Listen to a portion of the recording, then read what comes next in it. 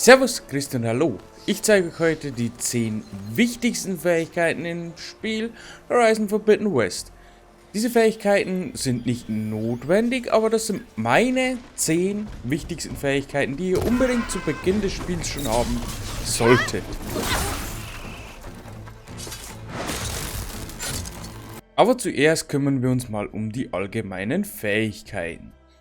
Wie ihr bereits seht, ich bin schon etwas fortgeschritten im Spiel, ich habe schon einige Fähigkeiten erlernt und es gibt 6 Unterkategorien der Fähigkeiten. Und zwar einmal Kriegerin, Fallenstellerin, Jägerin, Überlebende, Eindringling und Maschinenmeisterin. Bei mir seht ihr bereits, 2 der Wege könnt ihr gänzlich vernachlässigen zu Beginn des Spiels, und zwar ist das die Fallenstellerin und die Maschinenmeisterin.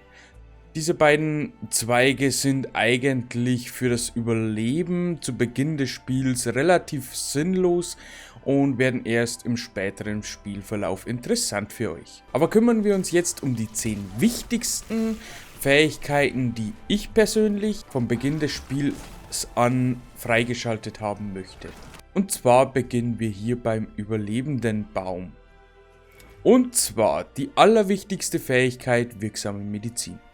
Heilende Beeren bewirken mehr und schnellere Heilung. Ihr glaubt gar nicht, wie wichtig das im Kampf später sein wird. Später im Kampf habt ihr oft die Chance, euch zu heilen, und teilweise könnt ihr euch nicht so schnell heilen, wie ihr neuen Schaden bekommt. Also eigentlich ist dieser Zweig der wichtigste für euch zum Beginn des Spiels, denn der sichert euer Überleben.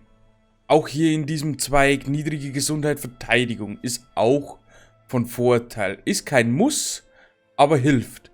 Wenn die Gesundheit unter 25% ist, haltet ihr mehr aus und könnt dadurch vielleicht den ein oder anderen Angriff noch überleben, bevor ihr euch dann wirklich heilen müsst. Die dritte Fähigkeit: Medizinkapazität. Umso mehr Beeren ihr verstauen könnt, umso länger kann der Kampf dauern, indem ihr euch immer mal wieder heilen müsst.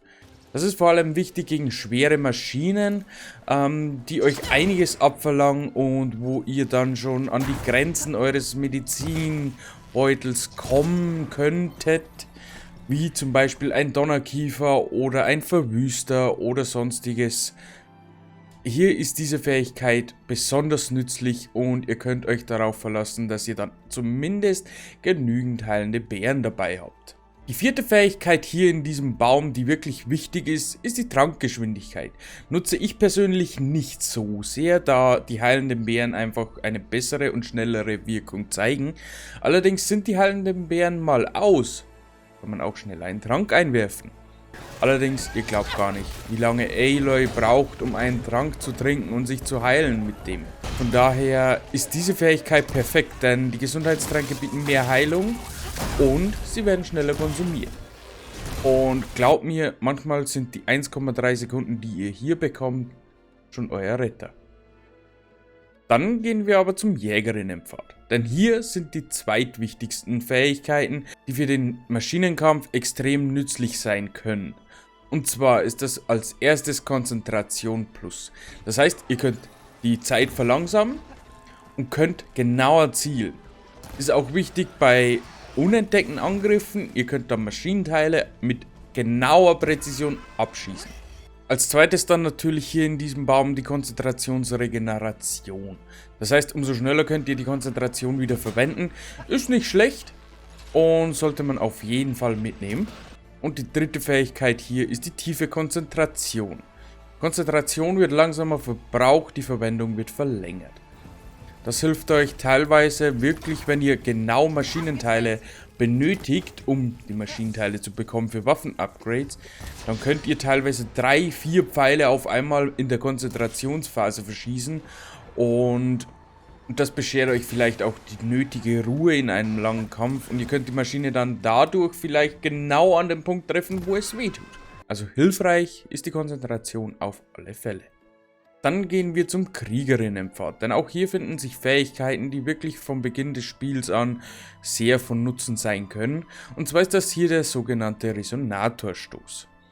Trifft zuerst einen Gegner mit Nahkampfangriffen, um um an deinen Speer Energie aufzubauen. Wenn er vollständig aufgeladen ist, tippe dann R2 an, um das Ziel zu energetisieren.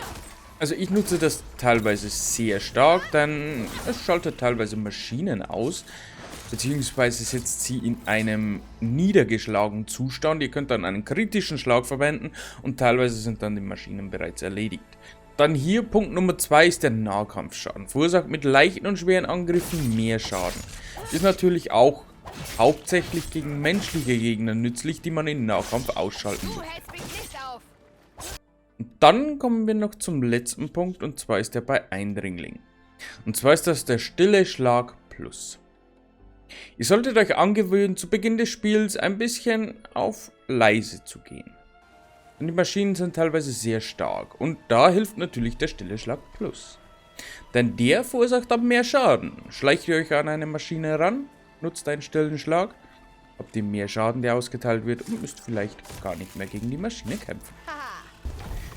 Und das war's auch bereits. Das sind meine 10 persönlichen Fähigkeiten, die ich von Anfang an haben möchte, und wenn ihr gerne andere nutzen möchtet, macht das. Das ist kein Muss. Ihr könnt auch ohne Fähigkeiten spielen, ist überhaupt kein Problem. Aber diese Fähigkeiten erleichtern euch das Überleben, und hauptsächlich gewisse Fähigkeiten nutzen euch extremst im Maschinenkampf. Und damit bedanke ich mich bei euch fürs Zusehen. Ich hoffe, es hat euch wieder mal gefallen. Lasst mir gerne einen Kommentar da, was ihr für Fähigkeiten nutzt, und wir sehen uns dann hoffentlich zu einem weiteren Video, Stream oder was auch immer. Bis zum nächsten Mal. Tschüssikowski.